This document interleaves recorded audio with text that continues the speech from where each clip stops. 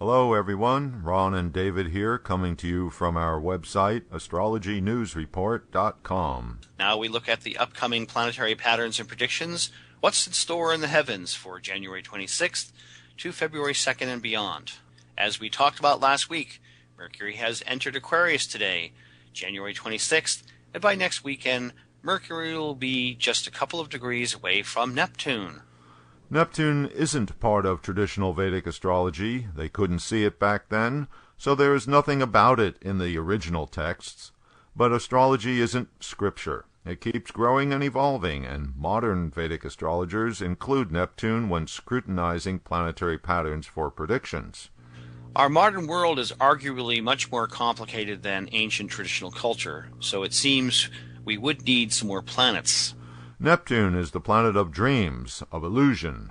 We could say that Neptune is the opposite of Mercury, the planet of intellect, of rational thought.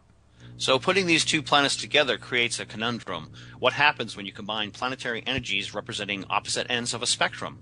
Mercury is a malleable planet. The thinking planet gets influenced by whatever forces are acting on it.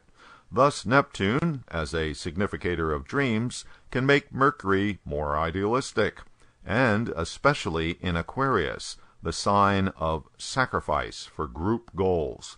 That idealism would then have an altruistic, humanitarian quality to it. Or it could go in a negative direction. Neptune has a dark side. Dreams can be nightmares. Then the Neptunian influence tilts Mercury towards doubt, paranoia, and disappointment.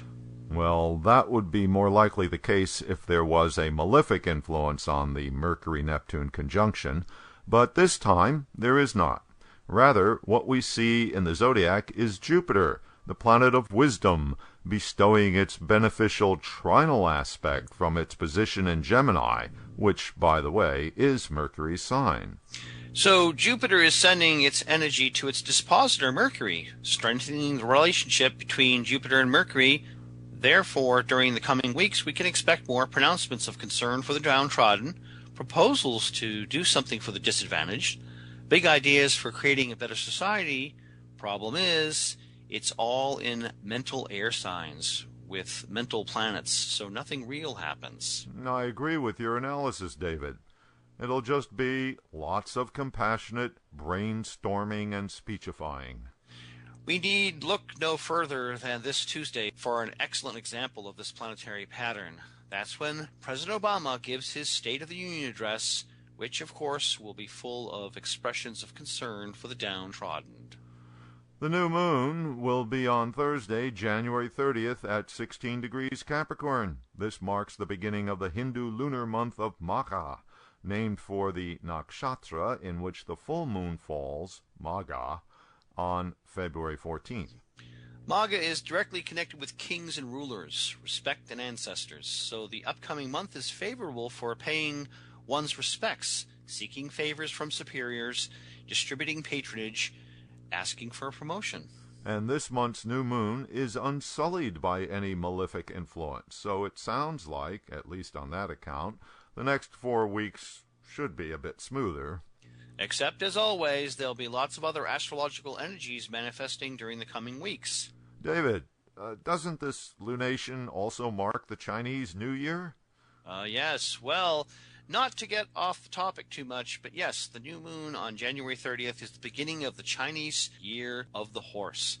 In Chinese astrology, the horse year is characterized by swift moving events, group actions, and naturally the horse likes to gallop, but it is happiest to have others to frolic with while expressing its power and grace.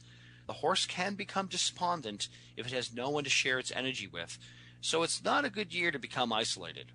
Okay.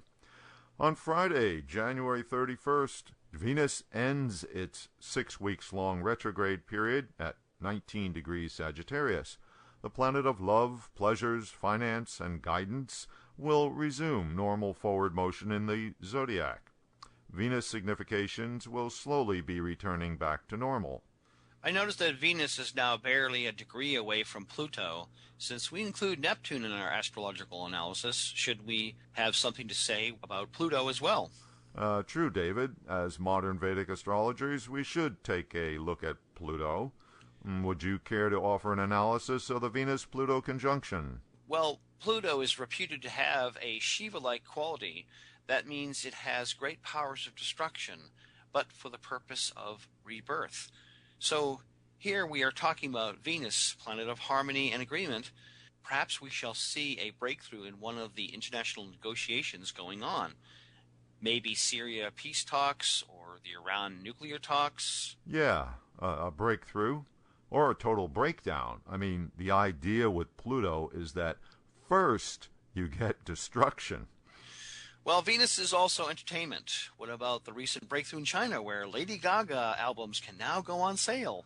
Okay, that's a good one. Here's my nomination. Since Venus is value, a financial breakdown somewhere in the world, in the stock market, or bonds, or gold, which, I mean, everyone seems to be saying there needs to be a correction in that area, or that old chestnut, the federal government's debt ceiling, which is coming up again shortly. Oh, yes. Is this Venus-Pluto conjunction going to stick around for a while? I'm thinking about the Venus as entertainment angle and the fact that the Sochi Winter Olympics are just around the corner. That's a good example, David. And yes, because Venus is just coming out of retrograde, it will be barely moving, and therefore will still be closely conjunct Pluto for another couple of weeks. Well, that could be a bit ominous for the Olympics. Yeah, or the Super Bowl. We'll have to keep an eye on this conjunction and see what manifests. Yes, indeed. Thanks for visiting astrologynewsreport.com. Now on to segment 3 of this week's show.